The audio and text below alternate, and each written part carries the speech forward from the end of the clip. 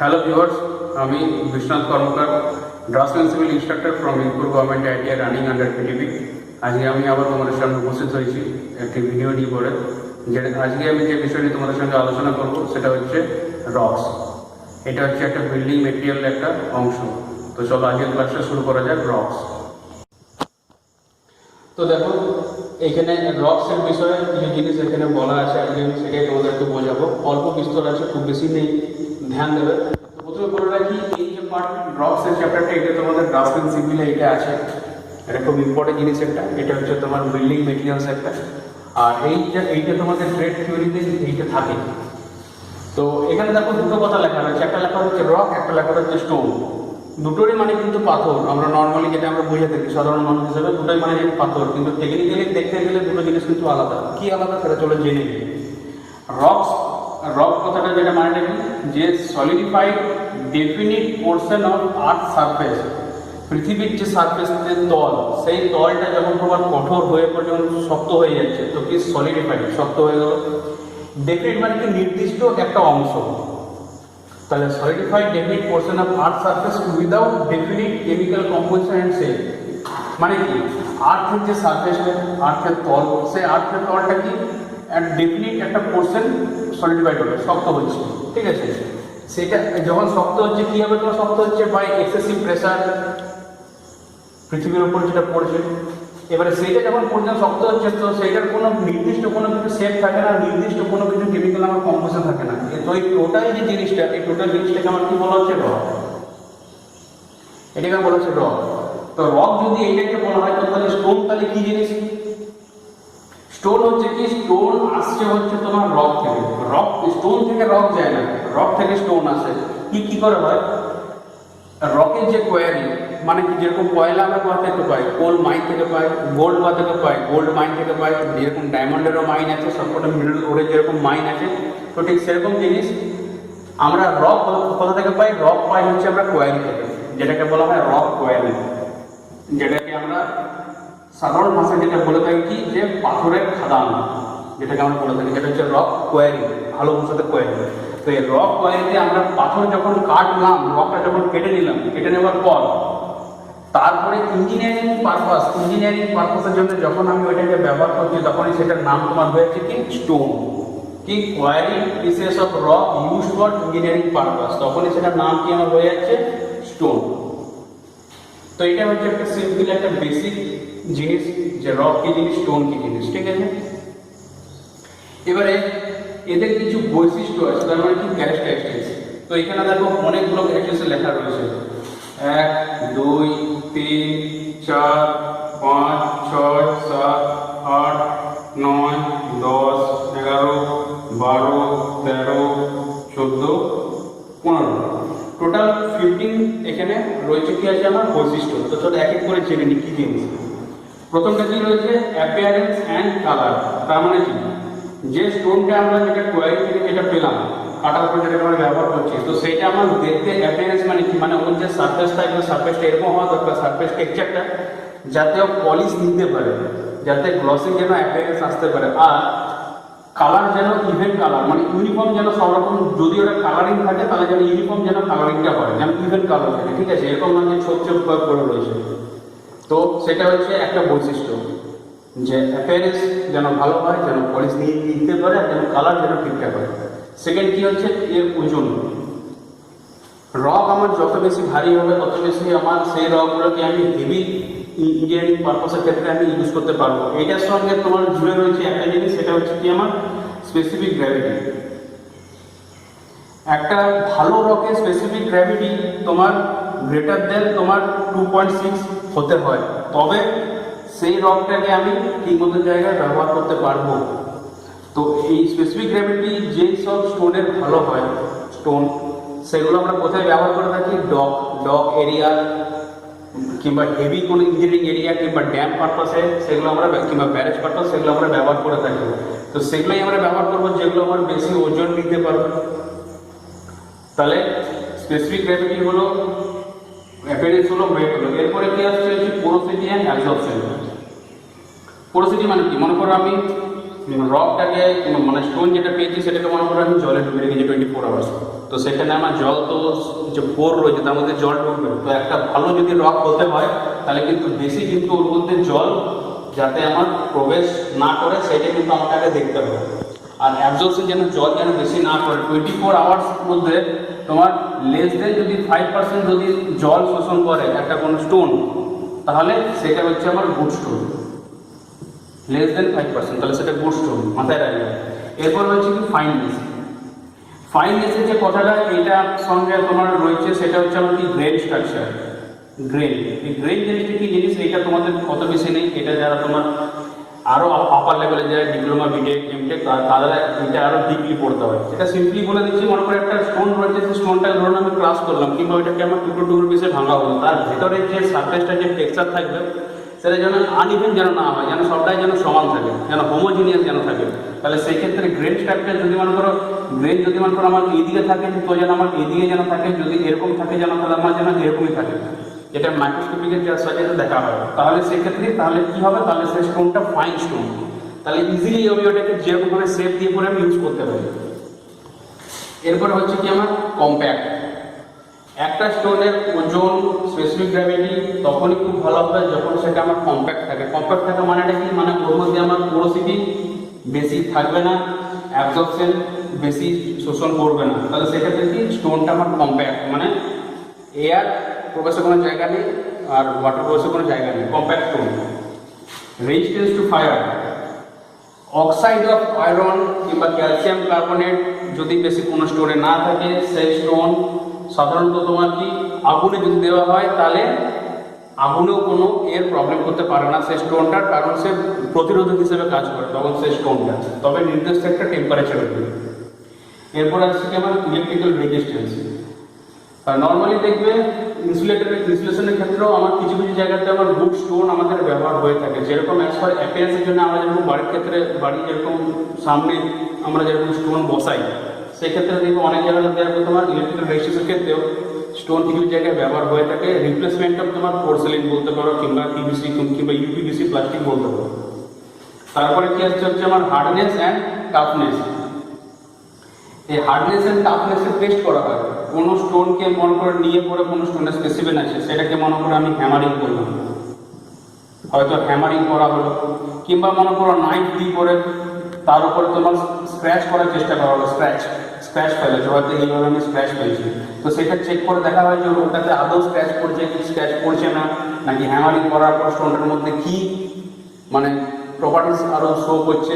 তো সেইটা যদি না ভাঙে, যদি না ক্রাশ করে, যদি কোনো স্ক্র্যাচ করে, তাহলে সেটা দেখা হয় কি বলা হয় যে স্টোনটা তার মানে খুব ভালো হার্ড অ্যান্ড খুব ভালো টাফ। তার সঙ্গে সঙ্গে তোমার চলে আসছে কি হচ্ছে স্ট্রেংথ। তো একটা স্টোন যদি মনে করো খুব ভালো যদি হার্ডনেস থাকে, খুব ভালো যদি তার টাফনেস থাকে, তার যদি ওয়েট ভালো হয়, তার স্পেসিফিক গ্র্যাভিটি যদি আমার 2.6 থেকে বেশি হয়, যদি মিট করছে, তাহলে সেক্ষেত্রে কী হচ্ছে তোমার অটোমেটিকলি তার স্ট্রেংথটা বাড়বে, তার ক্রাসিং স্ট্রেংথ।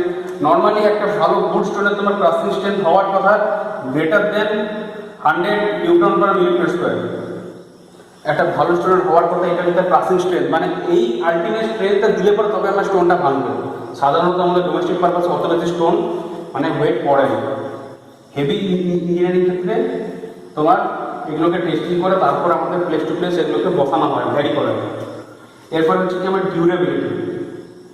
স্টোন যত আমার লং লাস্টিং হবে তত আমার স্টোনটা ভালো। ডিউরেবিলিটি মানে ব্যাপারটা কি হচ্ছে লং লাস্টিং।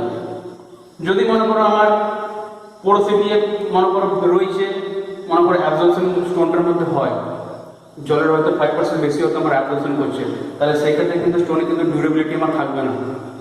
হয়তো ইঞ্জিনিয়ারিং ক্ষেত্রে হয়তো যে ইঞ্জিনিয়ার রয়েছে সে হয়তো চেক করে দেখলো কিন্তু ম্যাটারটা হয়তো ওভারলুক করে বেরিয়ে গেলো, কারণ তাহলে সেটাতে কিন্তু সে ডিউরেবিলিটি হবে না। কারণ অ্যাবজর্পশন ম্যাটারটা কি, যদি তোমার 10% যদি হয়ে যায় তাহলে সেক্ষেত্রে আমার স্টোন আমার রিজেক্টেড হয়ে যাবে, তাহলে সেক্ষেত্রে আমার স্টোনকে আমার নেওয়ার সেই স্টোনকে আমি নেবো না, সেটা আমি চেঞ্জ করে দেবো। তো ডিউরেবিলিটি একটা অনেক বড় ফ্যাক্টর। এরপরে কি আসছে হচ্ছে আমার ড্রেসিং। কোয়ারি থেকে যখন আমি নেব, কোয়ারি থেকে যখন আমি রকটা কাটলাম, রকটাকে কেটে পড়ে ব্লাস্টিং করে কিংবা রকটা কেটে পড়ে যখন আমি বার করছি, বার করার পর ঠিক মতো ওটাকে ড্রেসিং করতে হবে। ড্রেসিং করার পর তারপরে যে জিনিসটাই পেলাম সেটাকে তখন বলা হচ্ছে আমার স্টোন। তো ড্রেসিং, উইদাউট ড্রেসিং করে কিন্তু আমি সেটাকে ব্যবহার করতে আমি পারবো না। কিন্তু কিছু কিছু জায়গায় তোমার ইউজ করা হতে পারে, সেগুলো তোমার হচ্ছে যখন আমরা স্টোন মেশিনারি যখন পড়বো তখন আমরা সেগুলোকে বলবো যে স্টোন মেশিনারি কিছু কিছু টাইপ থাকে, যেরকম মনে করো তোমার ড্রাই রাবেল, ঠিক আছে, ড্রাই রাবেল মেশিনারি আছে, তারপরে অ্যাসলার ফেস আছে।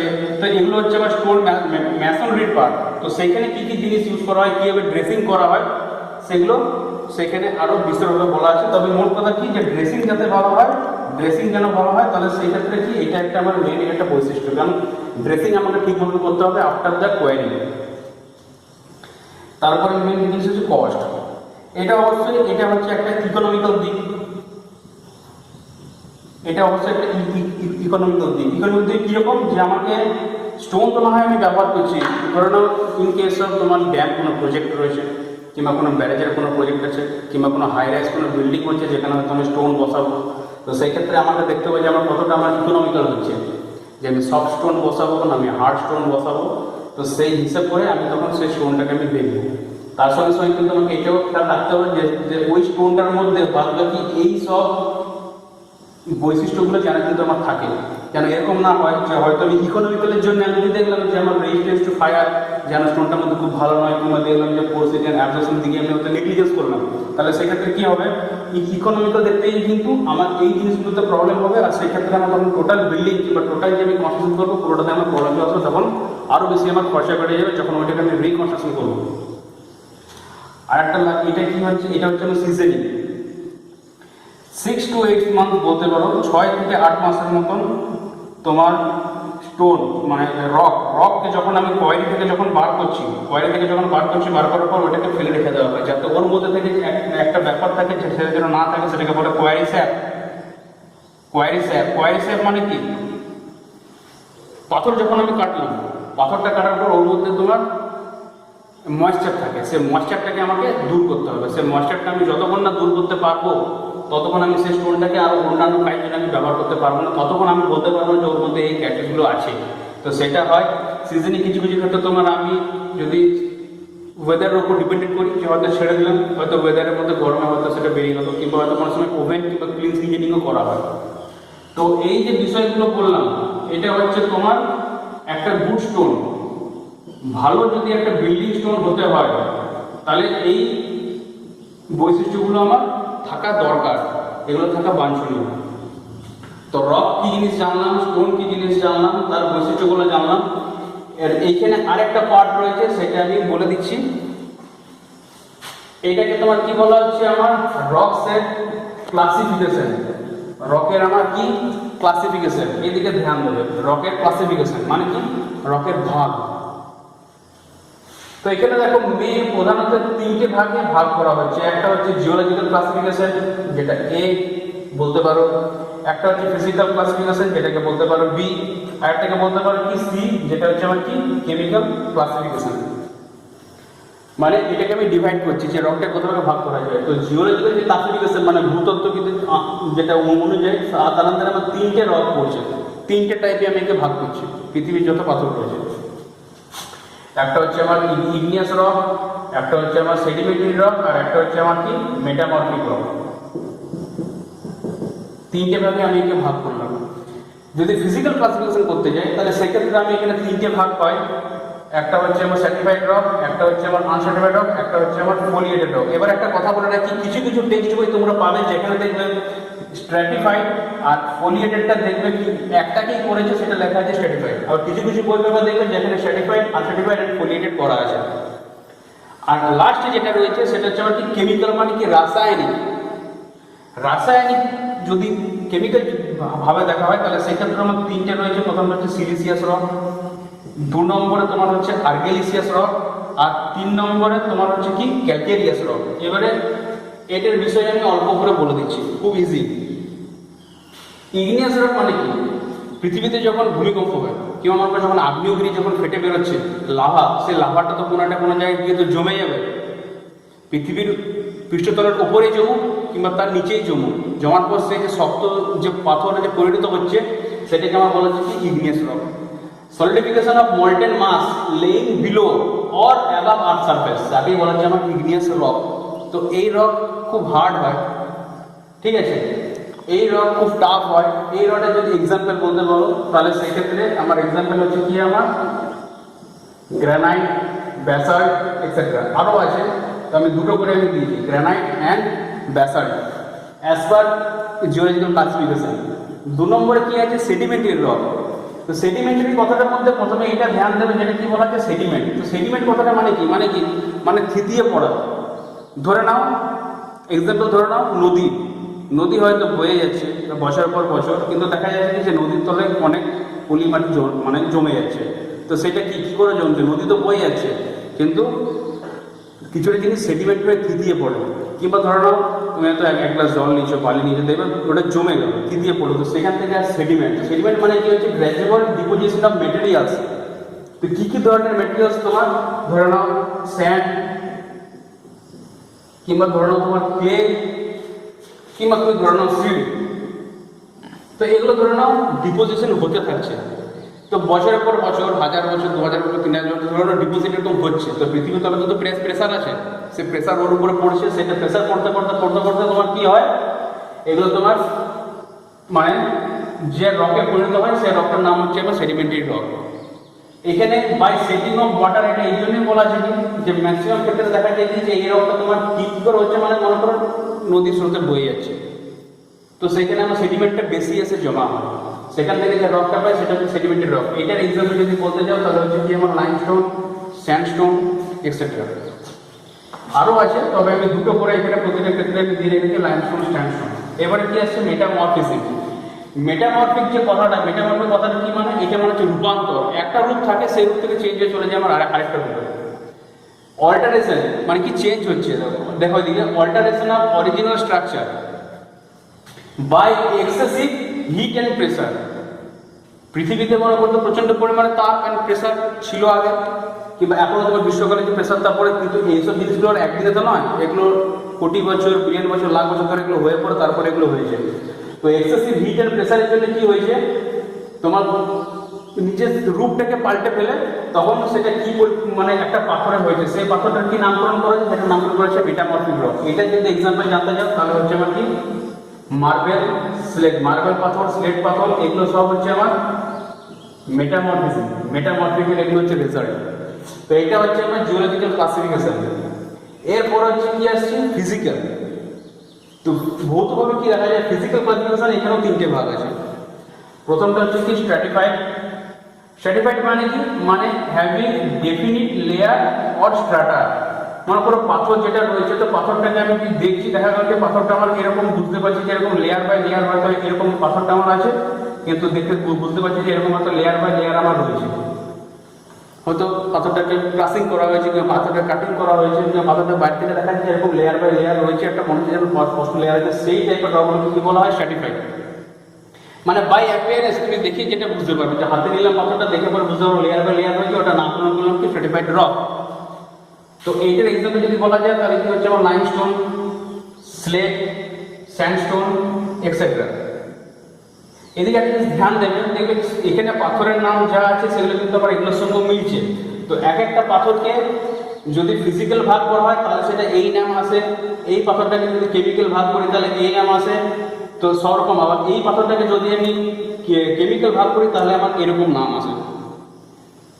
তো এরপরে কি আসছে, আমি আনস্ট্র্যাটিফাইড। এটা কি মানে, ফিজিক্যাল অ্যাপিয়ারেন্স দেখে যেটা মনে হবে, কি মনে হবে যে এর ডেফিনিট, মনে করো পাথরটা আমার এরকম হয়তো আছে, কিন্তু এর ডেফিনিট মনে করো মানে যে লেয়ারটা, যে স্ট্রাটাগুলো ডেফিনিট নয়, এদিক ওদিক ডিরেকশন হয়তো ঠিক নেই, সেগুলোকে আমার কি বলা হচ্ছে, আনস্ট্র্যাটিফাইড।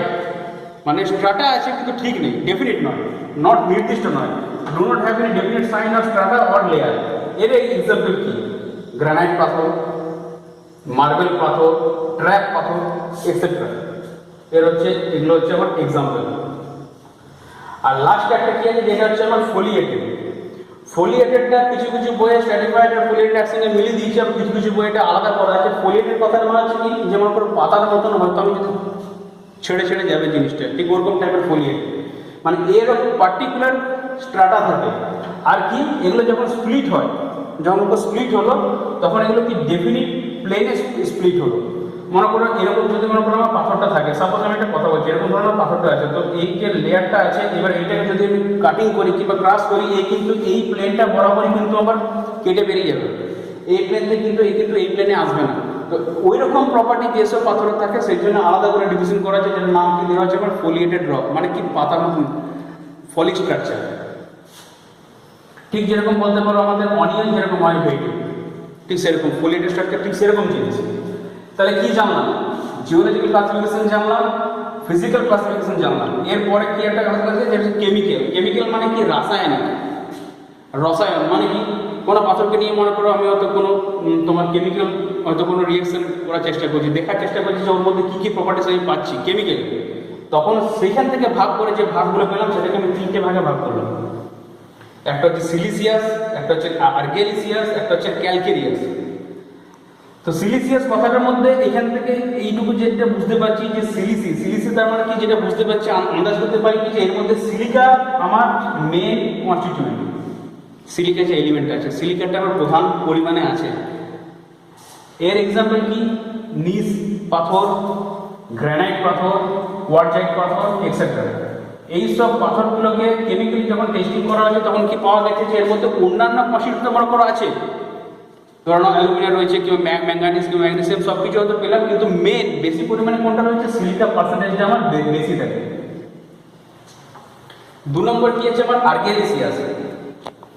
আর্গেলিসিয়াস হচ্ছে সেই পাথর যার মধ্যে আমার ক্লে মানে মাটি কিংবা অ্যালুমিনিয়াম, মানে অ্যালুমিনিয়ামের এই পার্টটা আমার বেশি থাকে, হচ্ছে কি অ্যাজ এ আমার মেন কনস্টিটিউয়েন্ট। অন্যান্য থাকবে কিন্তু এইটা আমার বেশি পার্সেন্টেজ থাকবে। সেটা কি এক্সাম্পল? স্লেট পাথর, ল্যাটেরাইট পাথর, ক্যাওলিন পাথর এক্সেট্রা। এগুলো কি মধ্যে পড়ছে? আর্গেলিসিয়াস। আর লাস্ট কি পার্ট সেটা হচ্ছে আমার কি? ক্যালকেরিয়াস।